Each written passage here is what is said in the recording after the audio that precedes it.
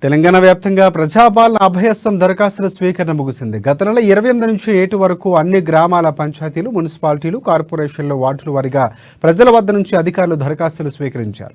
చివరి రోజు పెద్ద ఎత్తున దరఖాస్తులు వచ్చినట్లు తెలుస్తుంది. ఇక 6 గ్యారంటీల స్కీముల కోసం లబ్ధిదారులు పెద్ద ఎత్తున అప్లికేషన్లు సమర్పించారు. రాష్ట్ర వ్యాప్తంగా ప్రజాపాలన కార్యక్రమంలో దాదాపుగా 1,30,94,000 అప్లికేషన్లు వచ్చినట్లు సమాచారం అందుతుంది. ఇక వీటిలో ఎక్కువగా గృహలక్ష్మి, ఇందిరమ్మ ఇండ్ల స్కీములకే ఎక్కువగా దరఖాస్తులు వచ్చినట్లు తెలిపారు.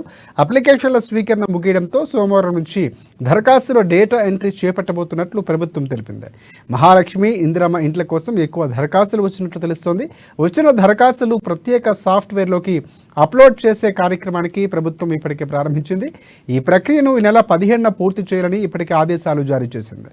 డాటా ప్రాసెసింగ్ పూర్తయిన అనంతరం 6 గ్యారంటీలోని స్కీముల లబ్ధిదారులు ప్రభుత్వం ఎంపిక చేయబోతున్నట్లు తెలుస్తోంది.